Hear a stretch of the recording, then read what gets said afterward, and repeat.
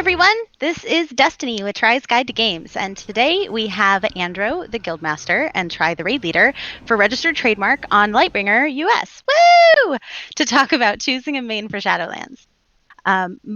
Having played consistently since Burning Crusade, Andro and Try have both been through the main selection process for 7 expansions since then, and they've helped new players find their ideal roles with a variety of gameplay environments. Today, they're going to share some of their perspectives with you to help you do the same. So the first series of questions is going to be around your own personal character selection process. And we'll start this first question with Try. When a new expansion comes out, how do you personally go through the character evaluation process when deciding which class you'll main?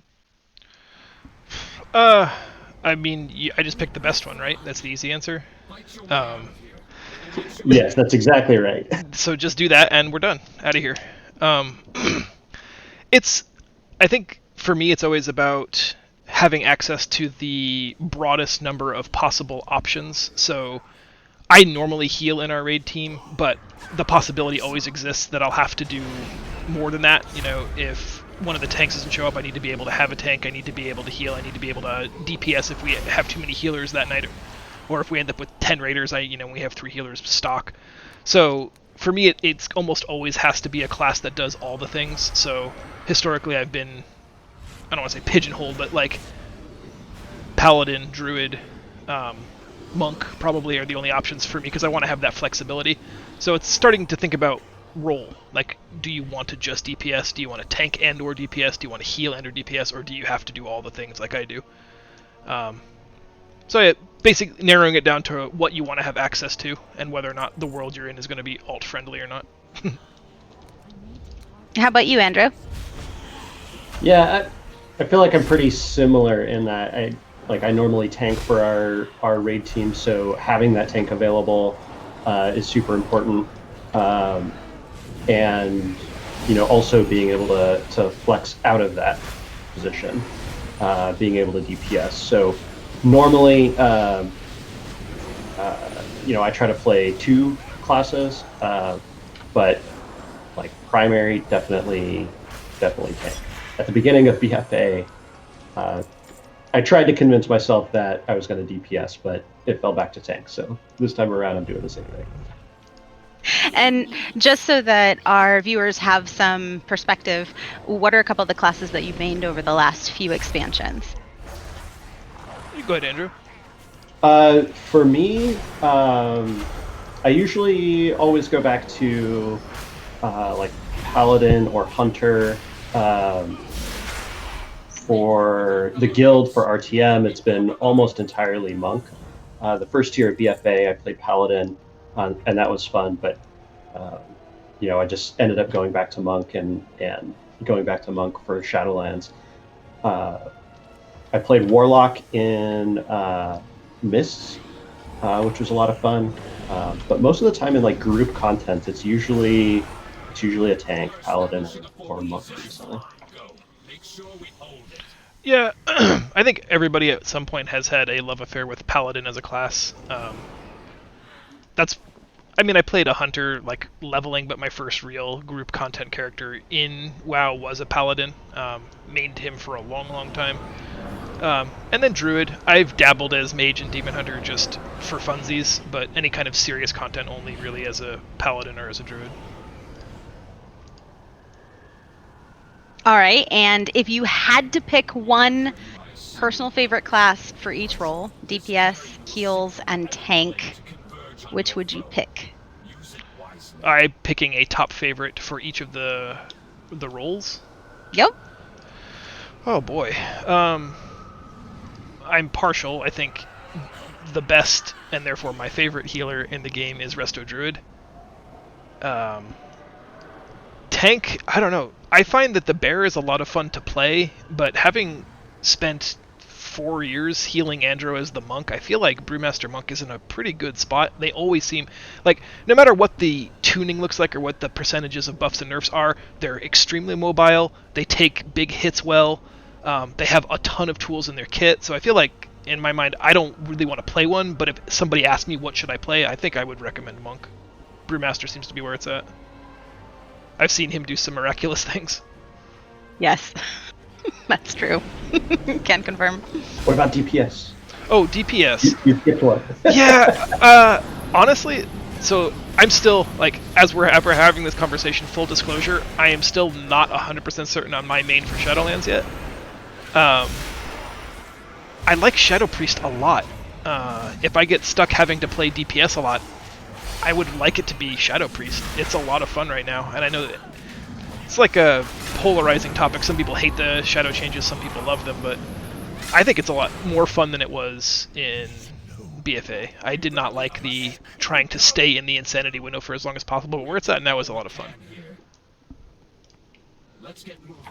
Yeah, for me, from a tank perspective, like, Try, you and I played for years with me as a Paladin, and I love Paladin a lot, but Monk seems like just a better Paladin in a lot of cases. The thing that I always go back to with the Monk is like the mobility. That's a thing that I didn't like about Paladin in BFA. And thinking about Shadowlands and looking at DK, DK has there's a lot to like there from like a crowd control perspective, and that's something that we haven't really had before. But the mobility, like, who needs mobs to come to you when you can just go to the mobs? So definitely have to say Monk there. Yeah.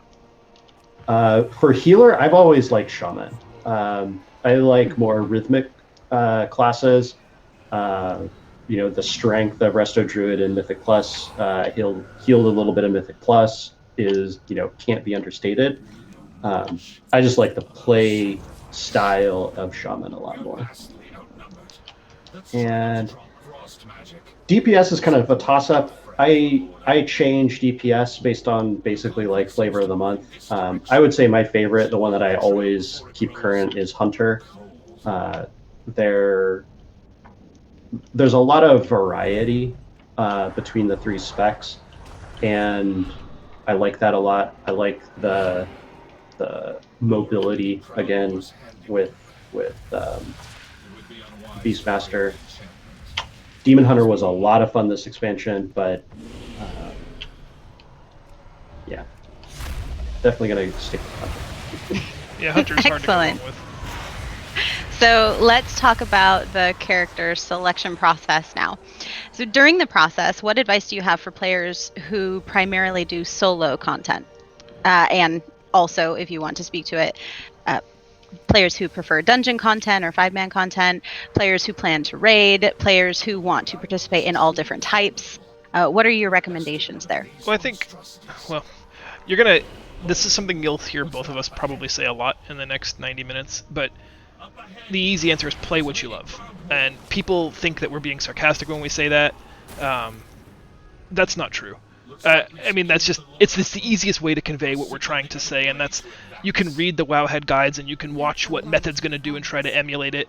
But those people are, they're playing the game at a competitive level that doesn't apply to us.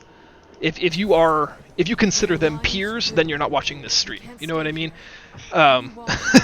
So to say that, well, they're rating, Fire Mage as #1 pick because it's 2% better.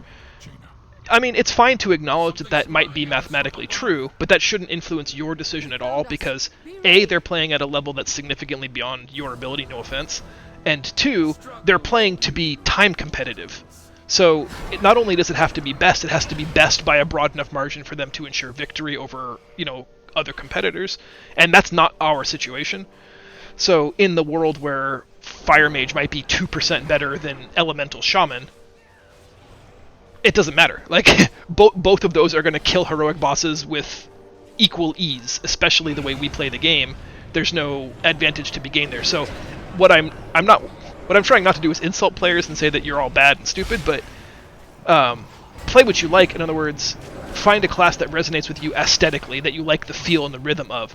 Everybody likes BM Hunter to a degree, but if you're one of those personalities that is going to get frustrated every time you get no procs and Barb Shot is about to fall off again, and then you've got to grind back up to 3 stacks before you start doing respectable damage, if that stresses you out, then that's maybe not a class for you, and that's fine. Even if Beastmaster ends up being the best by 5%, it's okay to just say, hey, I don't really like managing the stuff. Affliction Warlock, not for me. Leveled as it, when I found out that endgame Affliction Warlock is going to be juggling 5 or 6 dots, I ain't got time for that. I don't want to be responsible for having all of my success or failure being in all that plate spinning.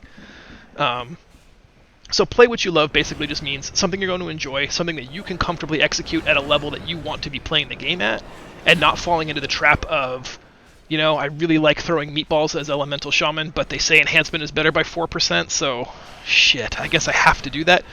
That's nonsense. Player skill will, by far, especially in a heroic setting, make up for more DPS than any numerical advantage by playing a Flavor of the Month class. If you memorize the buttons and get a good feel for where you're supposed to be and understand the fight, that will be worth more damage than switching every expansion to the top tier DPS, guaranteed. So, play what you love. Yeah, I agree. There's you can pick the top class, and every one of us in this group will play better, do more damage, and have more fun if they play a class that they like. And so what we always see is I want to choose my class because I want to be the most helpful, or I want to be, I want to fill a particular role. What role are we missing?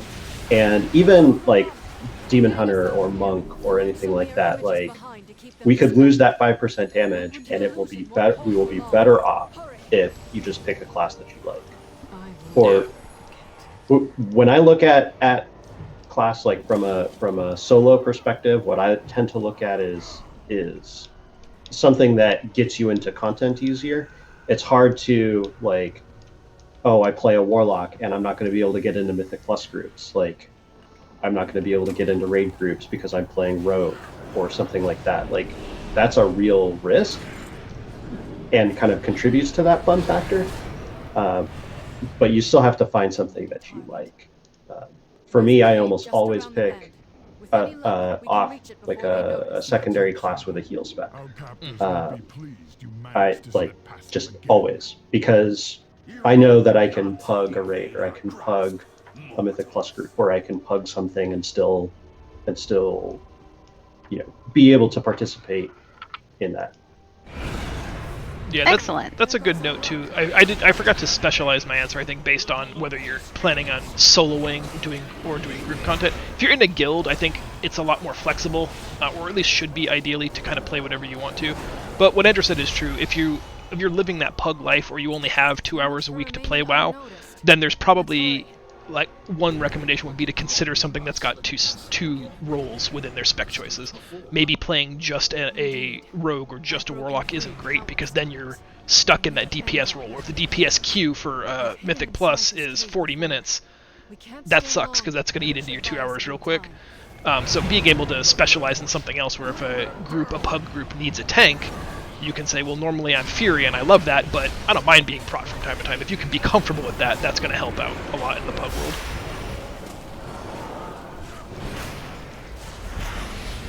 So for players that are looking to potentially main DPS but want to have an alternate role, what classes do you recommend with the most versatile role playing? So you could swap between DPS and tank, DPS and heals, tank and heals, so on and so forth. Best class for that? Yeah. Which classes do you recommend most for that? I mean, selfishly, Druid is the best class.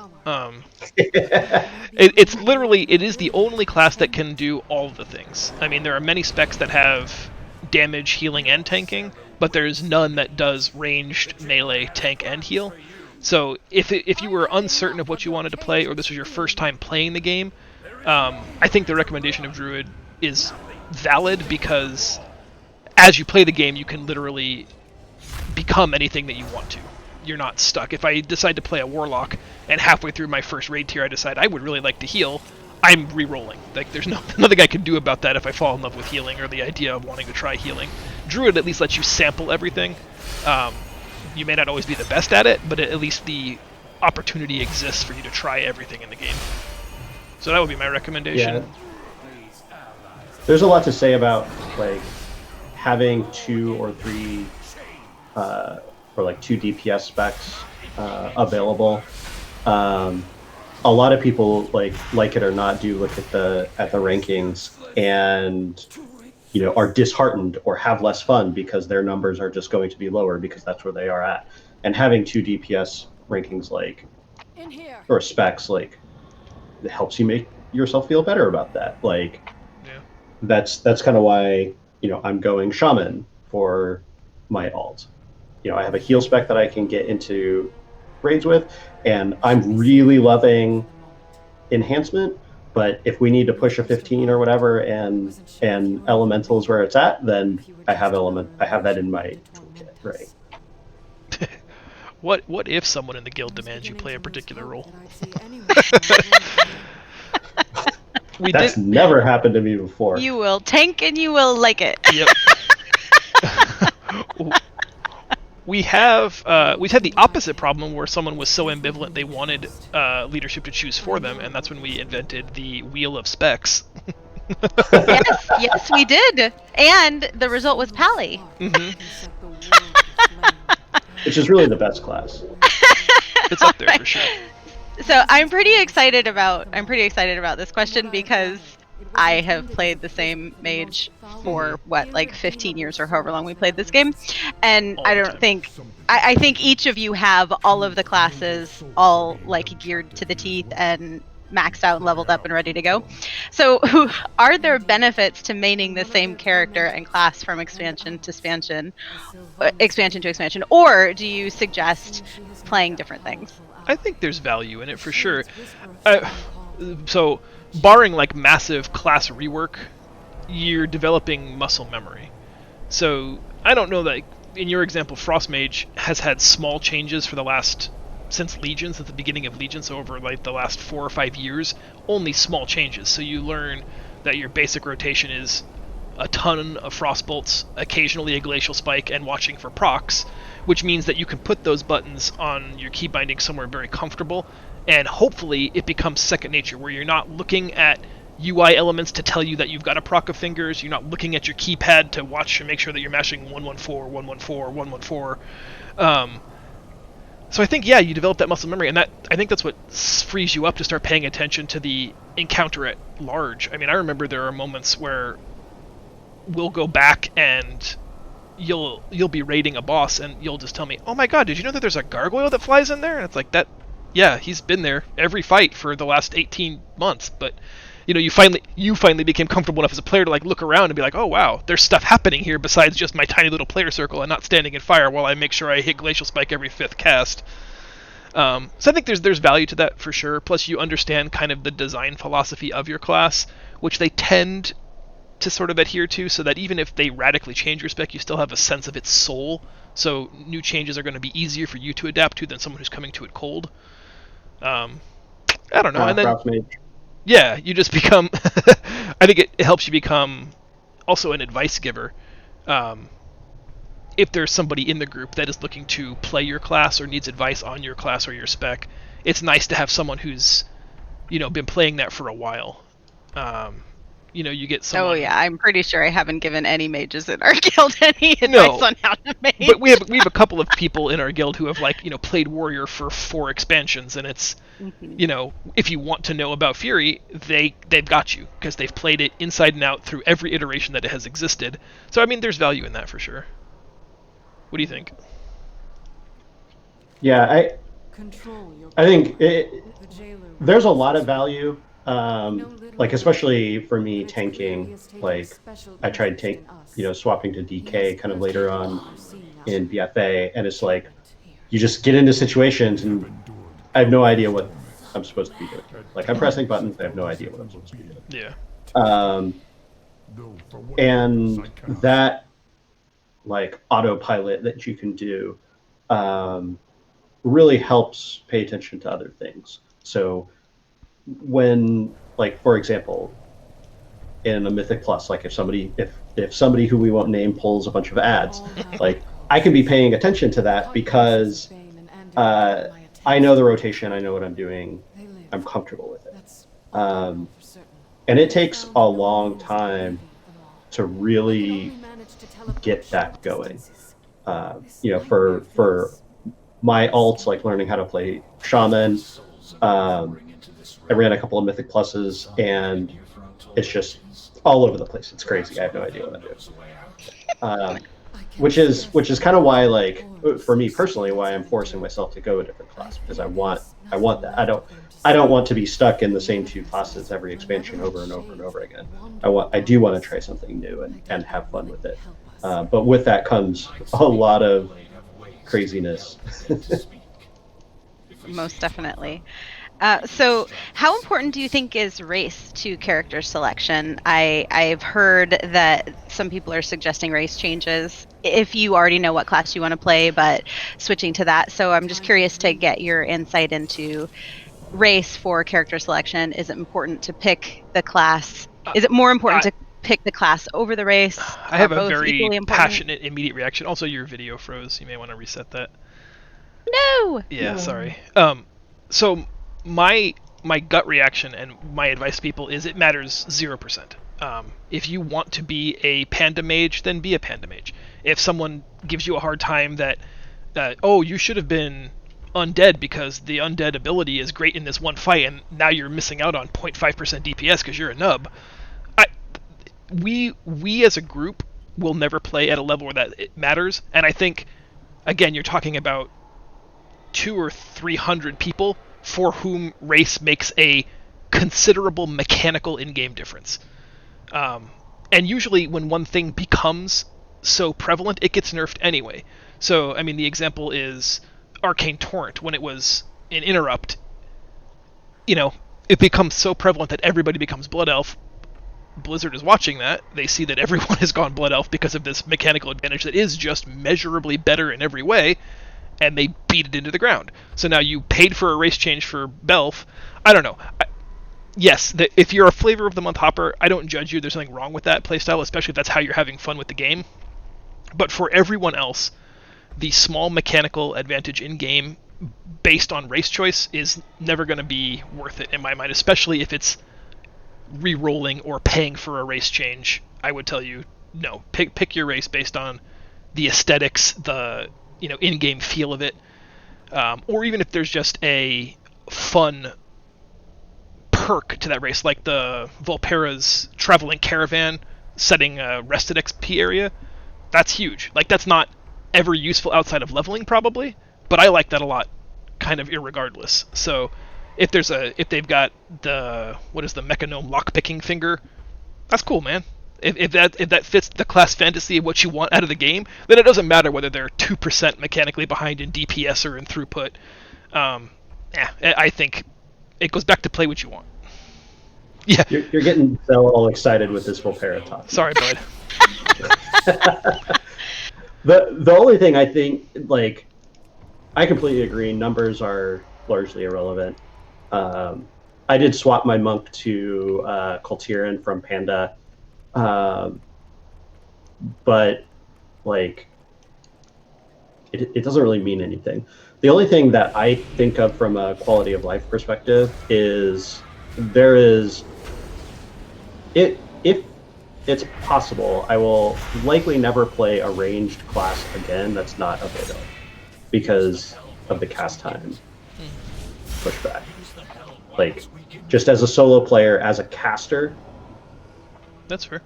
That is a game mechanic that I no longer have to deal with, which is wonderful for me. That's a very good point.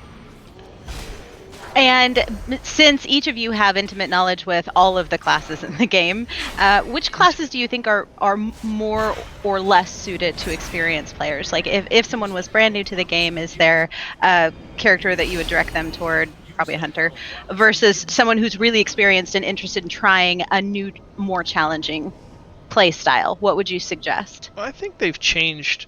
I think their internal class design philosophy has changed quite a bit over the years, and I think just through talents alone, there are many specs that are like entry level, mid tier, top tier. There's always sort of like a within the talent tree. There's like a passive choice, a medium active choice, and then a micromanage highly skilled choice.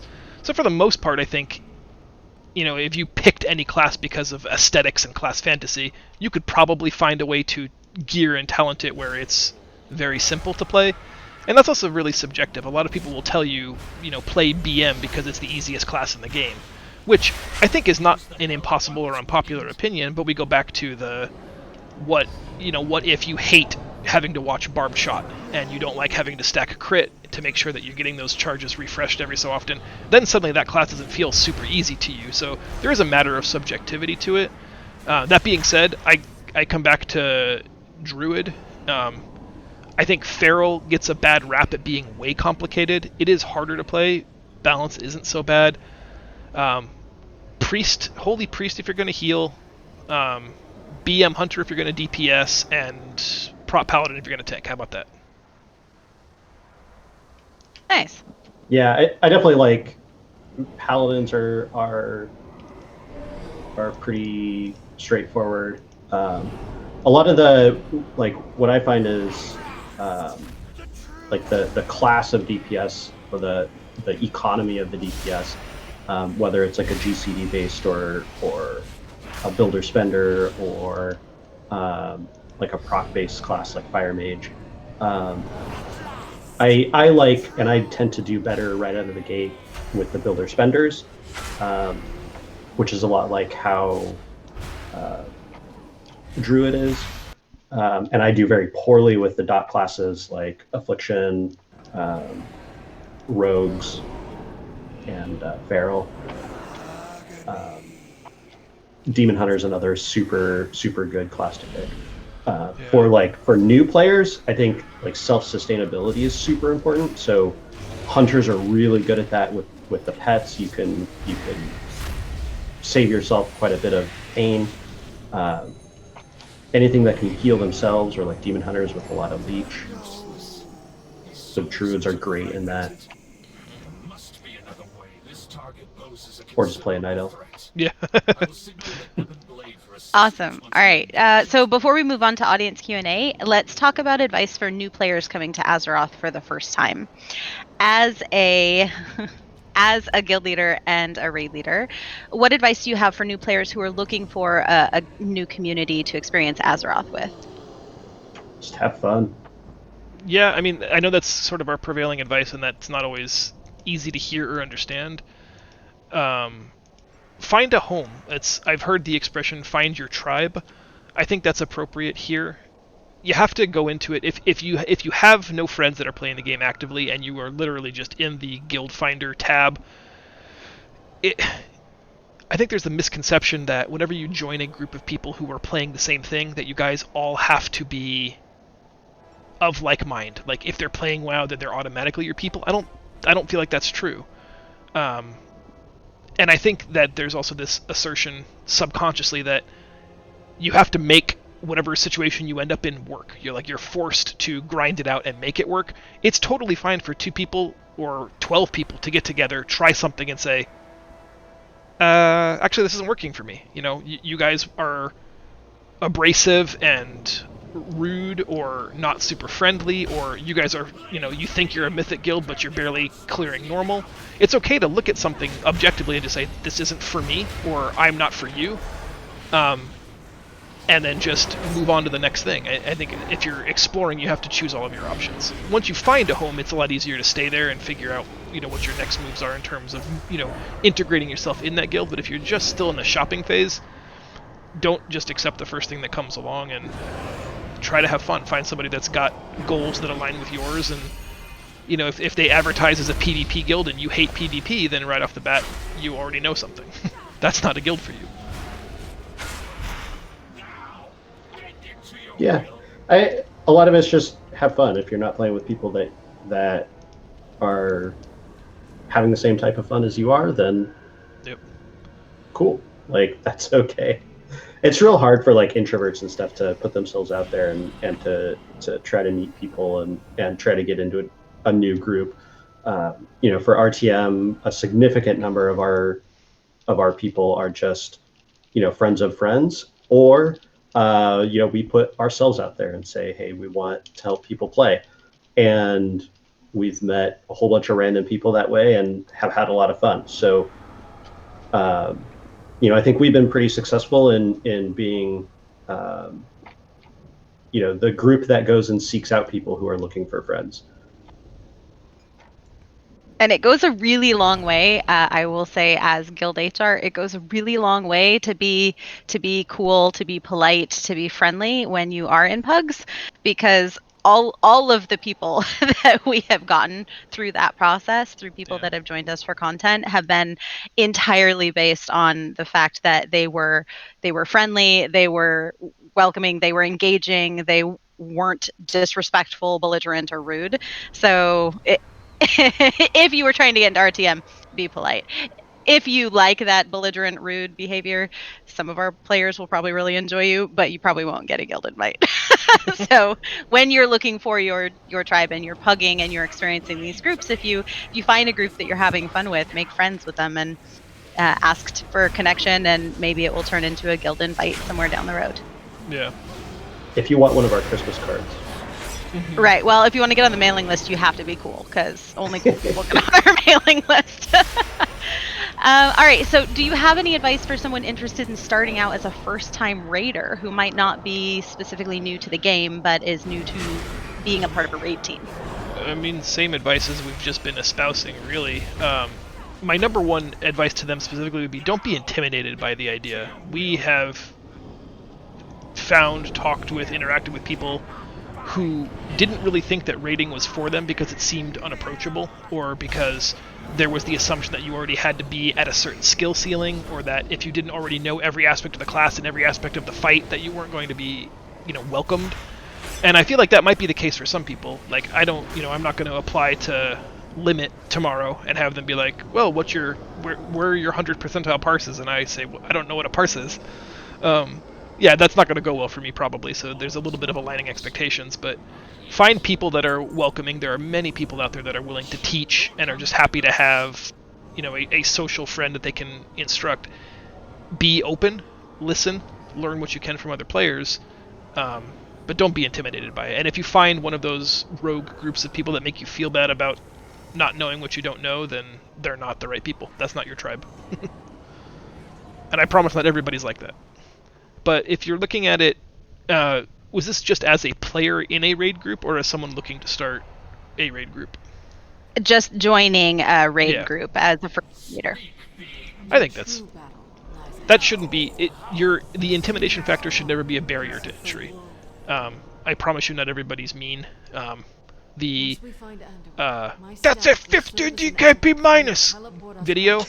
I promise that is a vast minority of people and raid leaders. Like, it gets, outside of our community, WoW gets sometimes a bad rap for its raiding scene. It's really not that aggressive. It's really not that competitive. Give it a try. Yeah, it is super intimidating too, and the advice to not let it be is real, and it's also very hard. Impossible. The only serious raiding that I've ever done has been with a group of people that I already knew.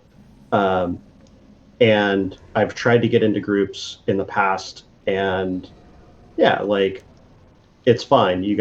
But you have to find the right people. And it's a game, right? Like, this is not serious business. We're here to have fun, and that's the bottom line. And it's like, being stressed out about it is not going to help with that.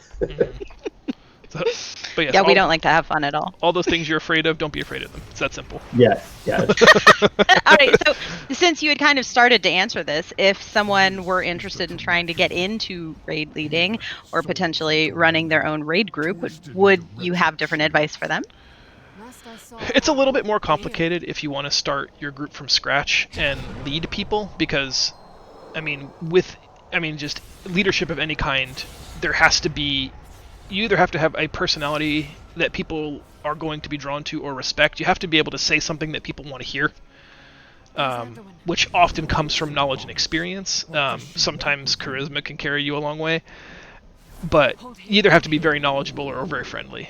So it's hard for some people in their very first attempt. If this is the first time you've ever played WoW or the first time you've ever tried raiding, it may not be in your best interest to try to be the raid leader on day one of attempt one. But if you're committed to that plan, then you have to know some stuff. Watch videos, read guides, play the game as much as you can. If you can get on the PTR or the beta, do that.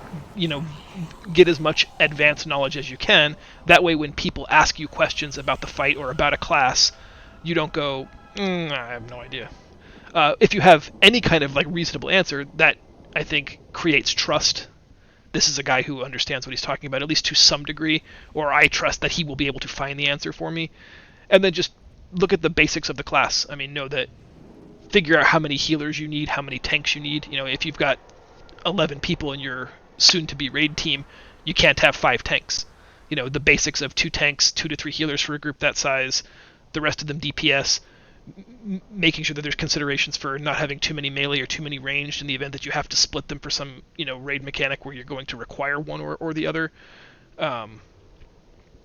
It doesn't matter as much as it used to, but looking at in-game raid buffs, do you have 5% stamina from priests? Do you have 5% int from mages? Is it worth it in your mind to try to recruit people so that you have all of those buffs? If you don't have any melee, it's probably not super important to make sure that you got the new attack speed increase from Shaman. However, if you are all magic-based ranged casters, then you're definitely going to want the 5% magic buff, or the 3% magic buff. Those are kinds of things that you have to consider when you're building up your composition. Not as make or break as it used to be, but if this is your first time, you probably want every advantage you can come up with, and then you got to look at consumables and that sort of stuff. There's a whole series of things, but just go into it thoughtfully, carefully, and I know that it doesn't help to say don't be intimidated by it, but don't. Stuff only has as much power over you as you give it. Yeah, the other thing too is when the 3 of us started this show, we had no idea what we were doing. We've all rated and all that kind of stuff. And... Don't tell them that. I like that assumes I know what I'm doing presently. So. Yeah. But it's really about playing the game with the people that you want to play with, and as long as you're doing that, I think you're on a good track. Yeah, if you're having fun, the rest of it falls into place. If you're having to yell at people because they're doing stuff wrong and nobody wants to log in because nobody's having fun, I don't want to say you're doing it wrong, but you're probably doing it wrong. Whereas if we have a fun night together and we may not get all the bosses down, but everybody's laughing, there are jokes, it's a night of banter, then that can be successful, in and of itself, and that's worth something.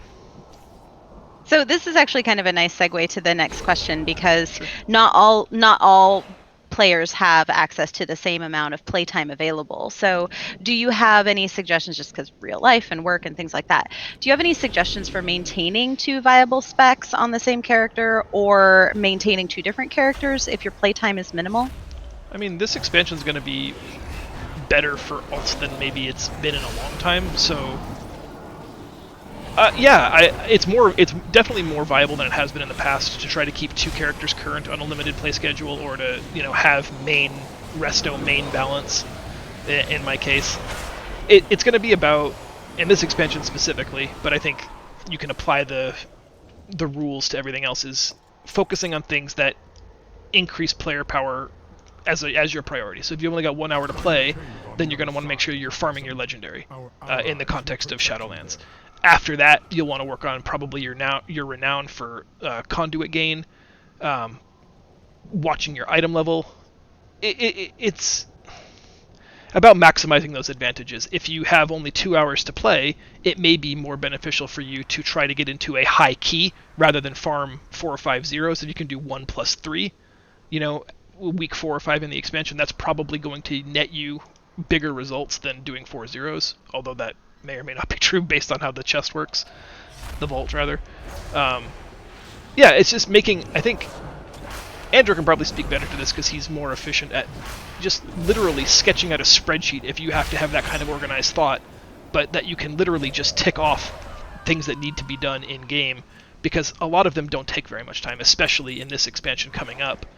So make yourself a roadmap, that way you don't get lost in the woods, because I think that's, for me, that's the death of efficiency, is when I log in without a clear understanding of what I'm going to do for the next 90 minutes. If I just like, ooh, I'm going to go pick some herb nodes, because my guild could use some herbs, and then halfway through I'm like, oh man, I forgot about the maw, I'm going to go farm some rares in the maw, because the guy down there has got a new thing I want to buy, and oh shit, while I'm there, my group's going to go do a 0, I'd love to farm a 0. And then like, before you know it, you have done 30% of 3 things, and accomplished none of your goals. You didn't progress towards legendary, you didn't maximize your renown for conduit gain, and you're out of playtime and move on to the next day. So Andrew, what do you think? Like, you've got a very organized mind. Am I on the right track?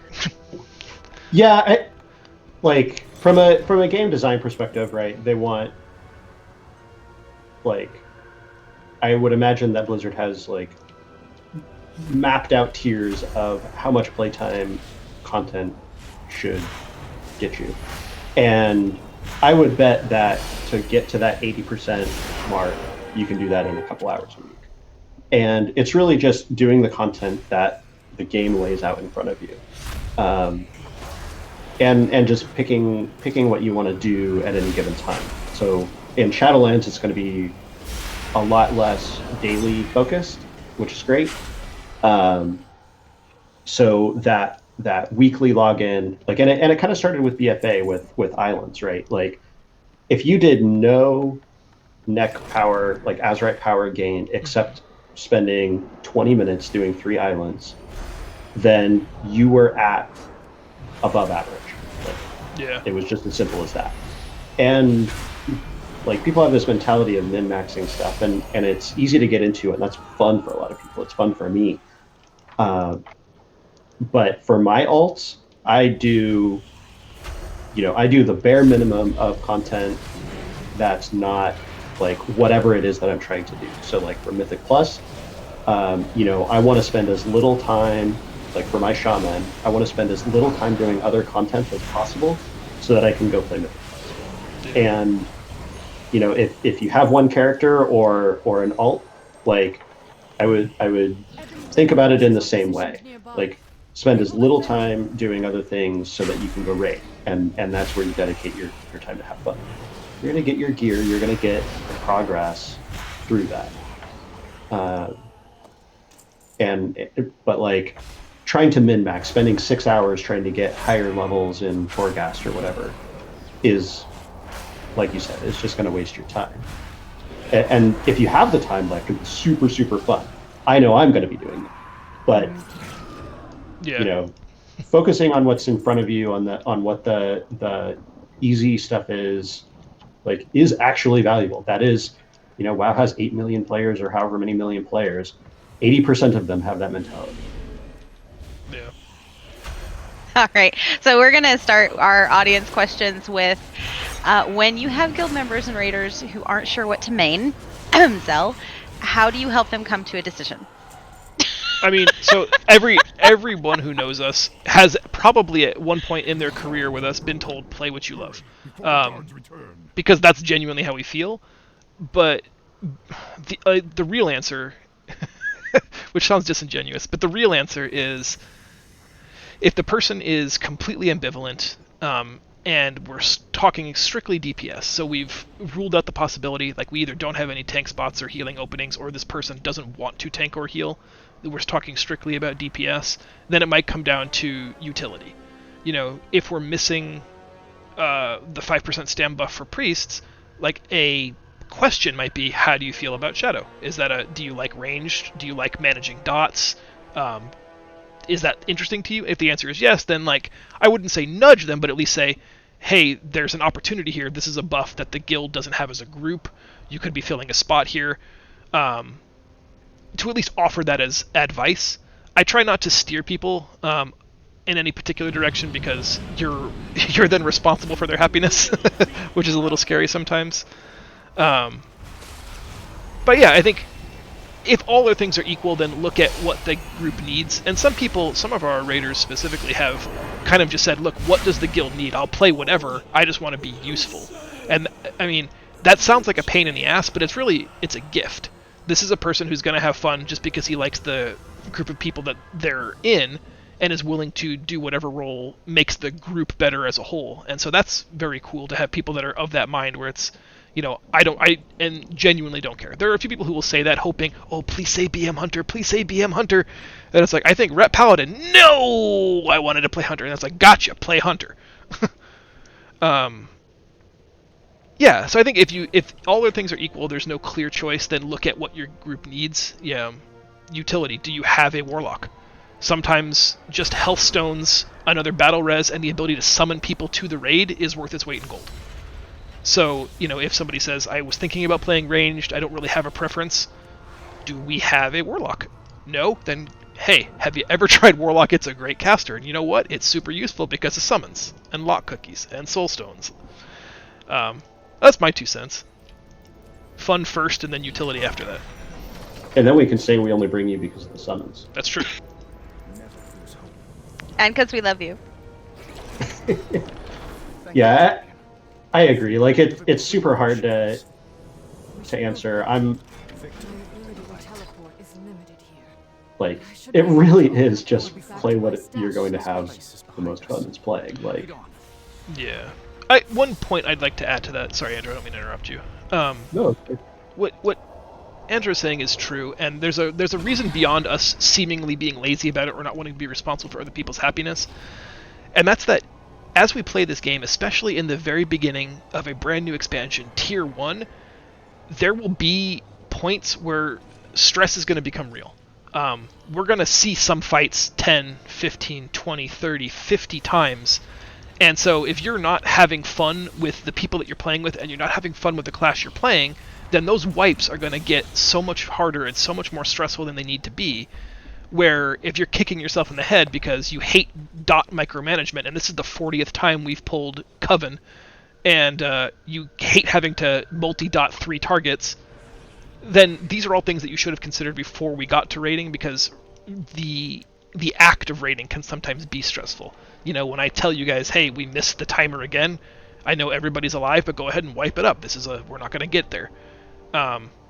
If everybody's playing a spec that they love in a guild of people that they enjoy the company of, that's a lot easier to hear. We have people that are keeping their spirits high, everybody's making jokes about the run back, and that's fun.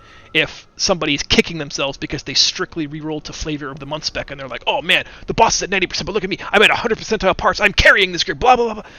Those like, it engenders non-helpful, non-creative feelings. So for me, it's easier to be like, yeah, we died again, but I'm having fun because these are people that I enjoy, this is a class I'm having fun playing with. We're going to get the boss. I mean, regardless, I promise you we're going to get every boss that they make. They'll all die. It's just, it's a game. I mean, for many people, this is like true healthy escapism. They need this as a stress release. Don't make it a chore. Don't make it a job. Don't make it awful. That's all I got. So while we're waiting for our next audience question to come in, what can an individual player like myself do to provide value for the raid group as a whole? At you? Very little. That's my water elemental. So there's always, we've had experiences in the past where someone feels like their performance in the game isn't up to snuff, which I often disagree with that self-evaluation. It's almost never accurate when someone says, oh man, I'm gray parsing and I'm not doing my job and I feel like I'm letting the team down. Almost never is that actually the truth of the situation. You can gray parse and you can feel bad about your performance, that's fine.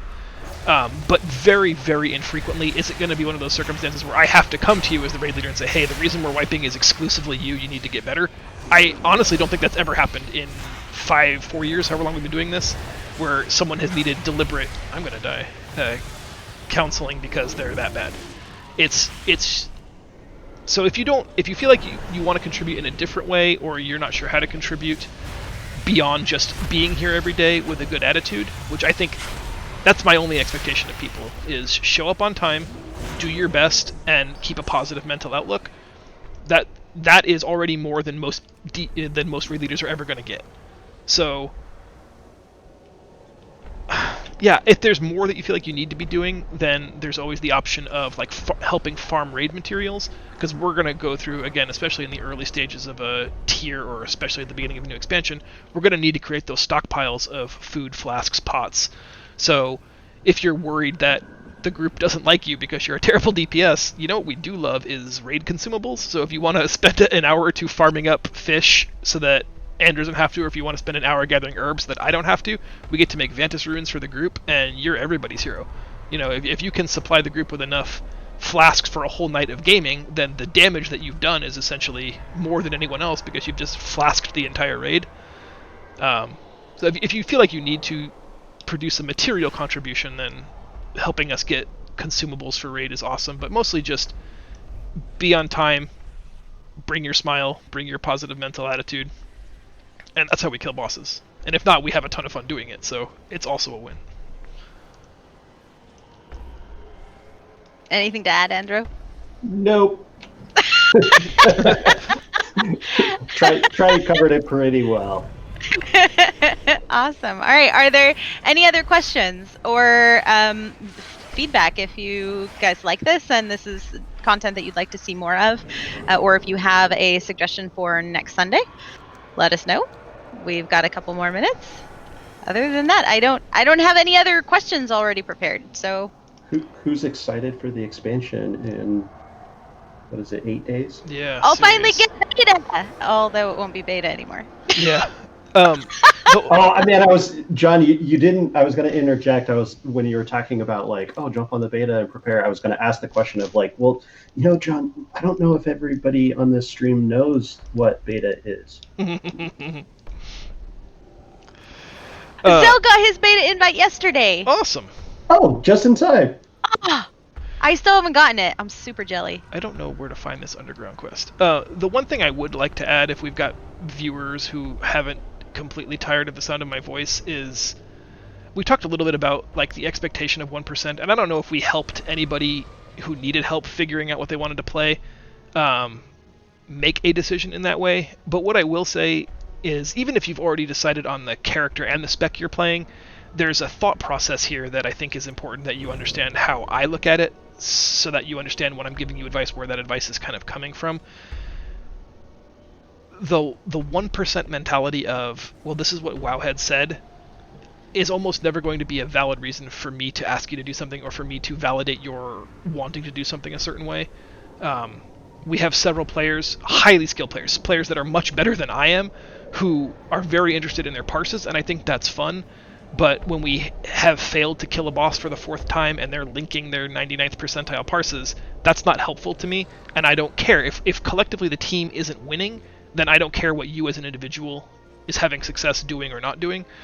So I guess what I'm trying to say is, don't measure yourself, don't create expectations for yourself based on that 1% elite game stuff. There's tons of streams out there that are helpful if you want to try to step your game up and improve as a player, and I completely encourage you to do that.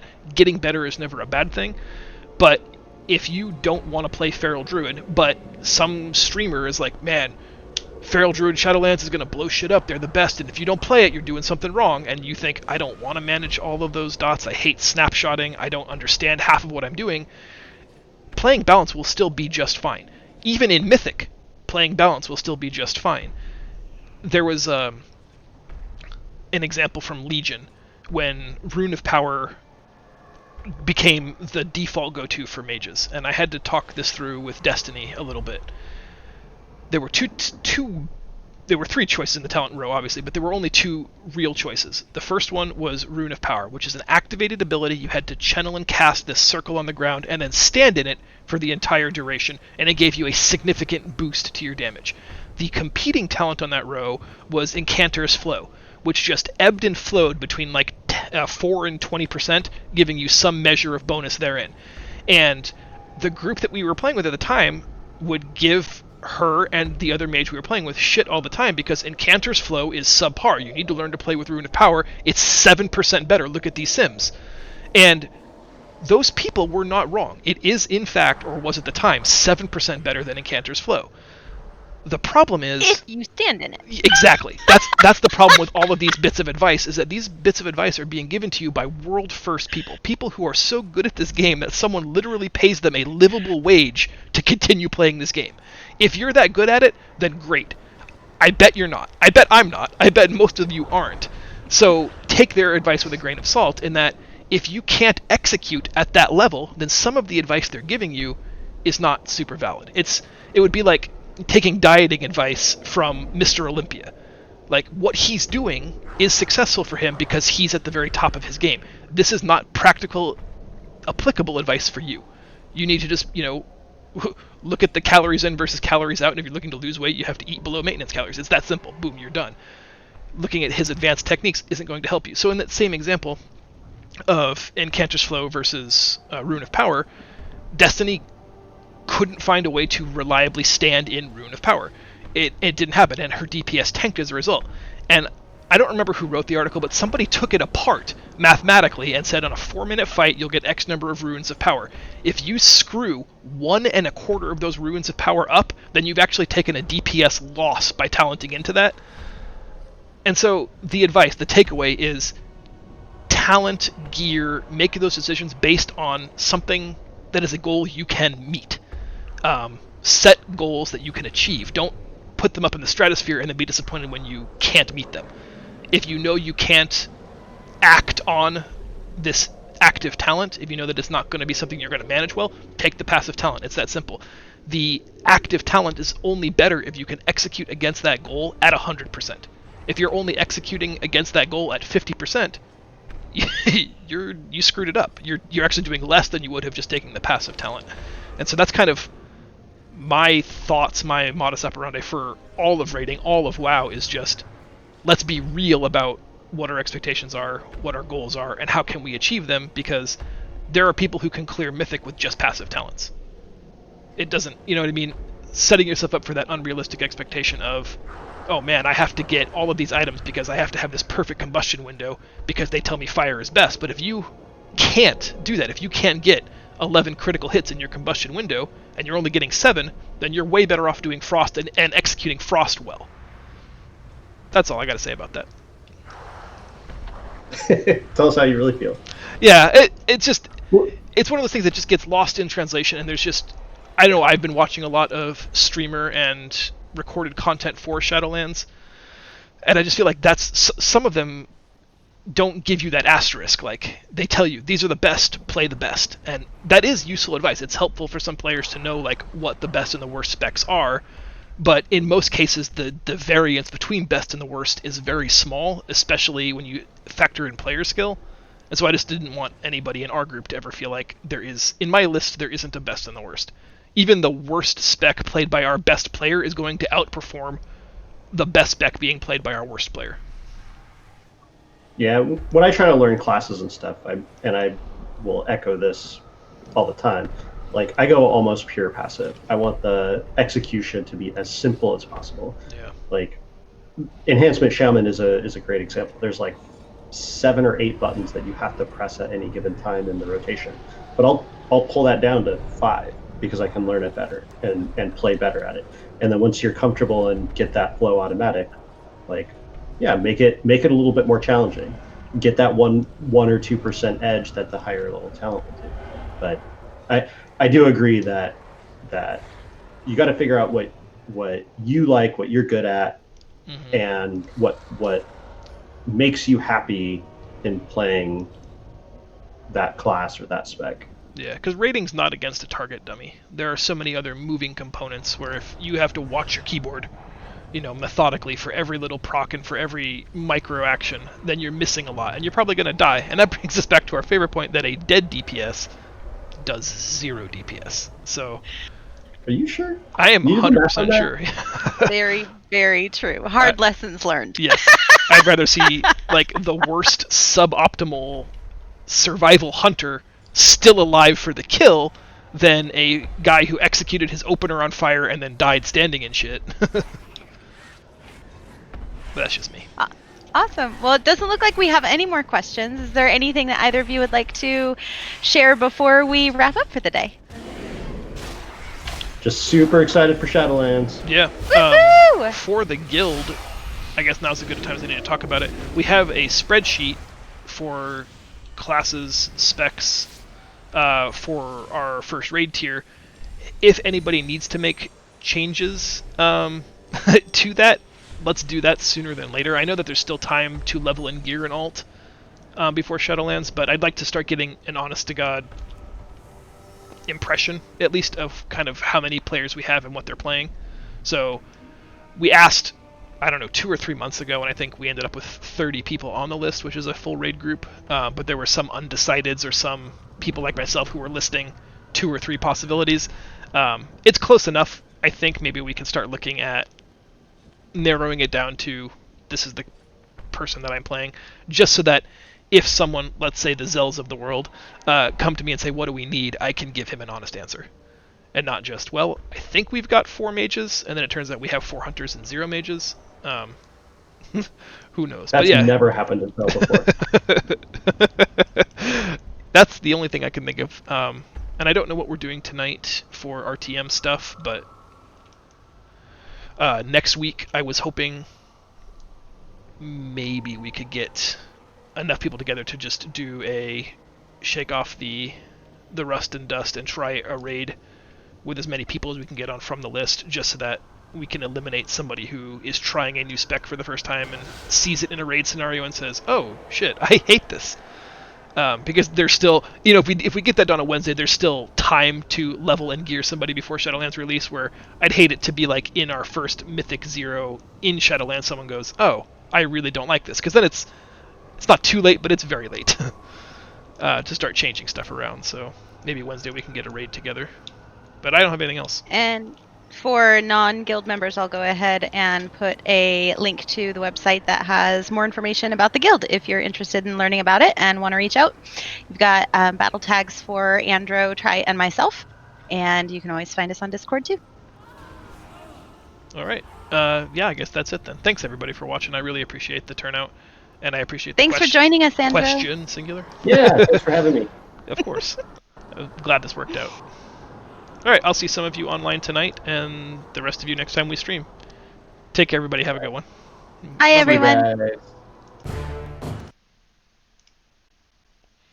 think that went pretty well.